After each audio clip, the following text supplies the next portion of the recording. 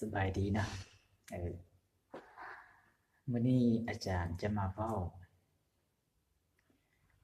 ว่าเป็นหยังนะมีน้องๆหลายๆคนหรือว่านักเรียนหลายๆคนเขาเจ้าจึงบ่เก่งหรือว่าบ่เข้าใจในการแก้วิชาเคมีศาสตร์หรือว่าแก้แล้วจึงแก้บ่ถูกประมาณนี้เนาะของง่ายๆซื่อๆแต่ก็ยังบ่ถูกเนาะหรือว่าบางคนก็ย้อนบ่มัก บางคนก็มักแต่ว่าเรียนบ่ได้บ่ฮู้ว่าเป็นหยังเนาะแล้ววันนี้อาจารย์จะมาบอกเหตุผลหรือว่าสาเหตุ บ่แม่นเหตุผลเนาะสาเหตุเนาะว่าเป็นหยังจึงเรียนบ่ได้เป็นหยังจึงบ่เข้าใจเป็นหยังจึงแก้บ่ถูกนะปัญหาที่เรียนวิชาเคมีศาสตร์บ่เก่งแก้บ่ถูกเรียนบ่เข้าใจนะข้อที่1ก็ย้อน ขาดความรู้พื้นฐานนะเออบ่จื้อค่าเคมีบ่จื้อพวกสัญลักษณ์เคมีบ่จื้อการอ่านชื่อบ่พวกนี้นะอันที่สองมาบ่จื้อหลักการเขียนสมผลเคมีบ่จื้อหลักการสร้างสาพวกนี้เนาะเพราะว่าพวกนี้มันเป็นหัวใจหลักๆของวิชาเคมีศาสตร์ คันว่าเราเขียนบ่ได้สมผลเคมีคันว่าเราสร้างสรรค์บ่ได้สมผลเคมีเราก็จะเก่งบ่ได้คันว่าเราบ่รู้ว่าธาตุนี้ชื่อหยังมีมวลสารเท่าใดมีชื่อมีค่าเคมีเท่าใดเราก็สิเก่งบ่ได้มันเป็นแบบนี้อันที่สามมาแม่นหยังบ่จื้อสูตรสูตรในการคิดลายสมมุติว่าสูตรซอกหาจำนวนมูลบ่มูลนี้สามารถซอกหาได้มาจากไสแหน่นะมีวิธีการแบบใดแหน่นะบ่จื้อบ่เข้าใจสูตรต่างๆนะหรือว่าบางคนรู้สูตรแล้วแต่ว่าบ่เข้าใจว่าสินำใช้อยู่ในกรณีแบบใดในบทเลขแบบใดแบบนี้ก็บ่ได้คือกันนะฉะนั้นเราได้สูตรแล้วเราก็ต้องเข้าใจในการนำใช้เราจึงจะเก้ได้เก้ได้มันจึงถูกแบบนี้นะและข้อสุดท้ายก็คือข้อที่สี่แม่นบ่ปัญหาที่สี่ก็คืออ่านคำถามนั้นบ่เข้าใจนะหรือว่าบ่ตีความหมายของคำถามให้มันออกก็เลยเก้บ่ได้เก้ออกมาก็เลยบ่ถูกนะสูตรเคมีการอ่านชื่อมวลสารค่าเคมีพวกนี้จื้อเบิดการสร้างสรรค์การเขียนสมผลพวกนี้รู้เบิดนะสูตรในการใช้คิดไล่รู้เบิดแต่ว่าอ่านคำถามบ่เข้าใจบัดนี้นะอ่านคำถามบ่เข้าใจหรือว่าเข้าใจไปทางไม่ก็แก้ผิดคือกัน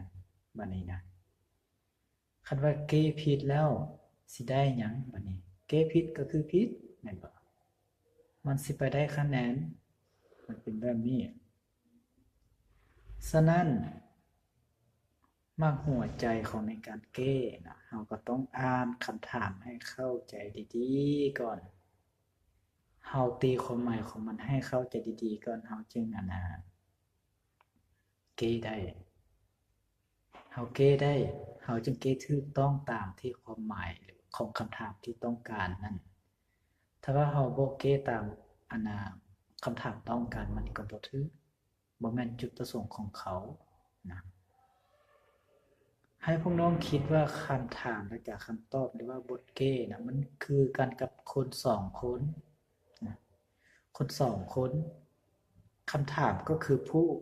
ผู้ถามเลยนะบทเก้ก็คือผู้ตอบนะคันว่าเขาถามไปแบบนึงแต่ว่าผู้ตอบนี่ตอบไปอีกแบบนึงแล้วมันสิถูกจังได๋แม่นบ่ล่ะ มันก็บ่ถูกมันเป็นแบบนี้นะเนาะ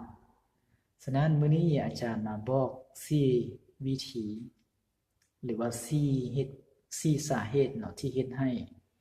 น้องๆหลายๆคนเรียนวิชาเคมีบ่เข้าใจเรียนแล้วบ่ได้เรียนนักเกบ่เป็นมันเป็นแบบนี้เนาะข้อที่1ก็คืออาจารย์จะเว้าคือเนาะข้อที่1ก็คือขาดความรู้พื้นฐานเกี่ยวกับพวก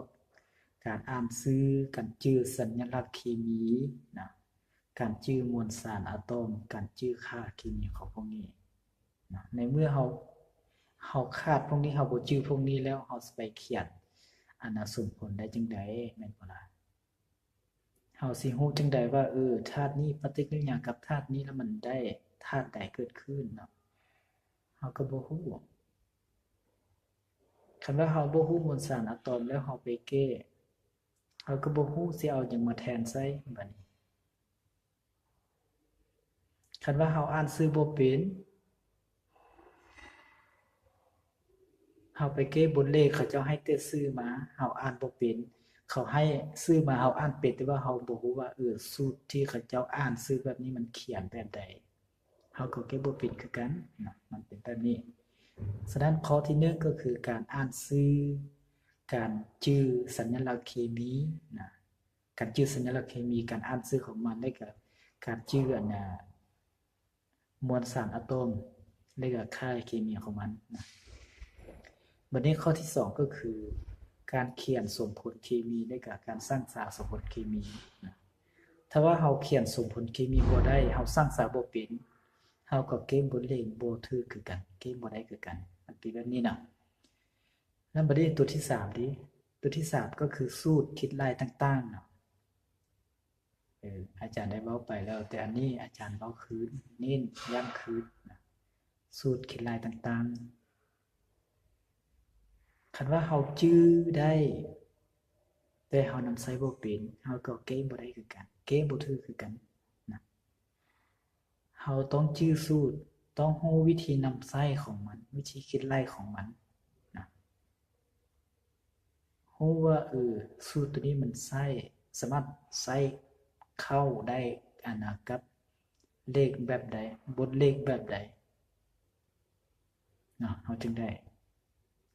แล้วก็ข้อที่4นะข้อสุดท้ายก็คือก่อนที่เฮาจะแก้หั้นน่ะเฮาต้องอ่านคำถามให้มันเข้าใจก่อนเฮาจึงสิไปแก้ได้เฮาอ่านแต่รอบเดียวยังบ่เข้าใจก็ไปแก้แล้วบัดนี้นะสิไปได้เนาะมันเป็นแบบนี้เขาบ่ได้เขียนเป็นภาษาอังกฤษเขาบ่ได้เขียนเป็นภาษาเออ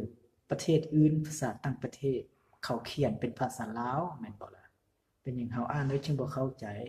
นะมันเป็นภาษาลาวนะเป็นหยังเฮาอ่านแล้วเฮาจึงบ่เข้าใจมันเป็นแบบนี้นะฉะนั้นข้อที่4นี่ก็คืออ่านคำถามให้เข้าใจก่อนคันว่าจุน้องจื้อเบิด4หลักการตัวนี้อาจารย์เชื่อว่าจุน้องจะเก่งขึ้นจะเก่งขึ้นถึงว่าจะบ่แม่นคนเก่งๆก็ตามแต่ว่าก็ใช้ได้แล้วมันเป็นแบบนี้นะฉะนั้นมื้อนี้อาจารย์มาบอกแต่เท่านี้นะหวังว่าคลิปวิดีโอหรือว่าการเว้าของอาจารย์อันนั้นในคลิปนี้จะช่วยได้น้องๆเนาะเพื่อ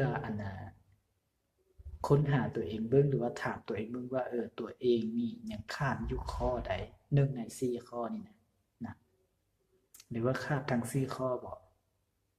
หรือว่ายังมีข้อที่5บ่ก็บอกให้อาจารย์รู้นำนะหลักๆมี4ข้อนี้นะที่เฮ็ดให้บรรดาน้องๆนักเรียนนะเรียนบ่เข้าใจวิชาเคมีศาสตร์ก็ย้อน4ข้อนี้เป็นหลักนะฉะนั้นมื้อนี้อาจารย์มีแต่มาเว้าแบบนี้นะเอาเข้าใจ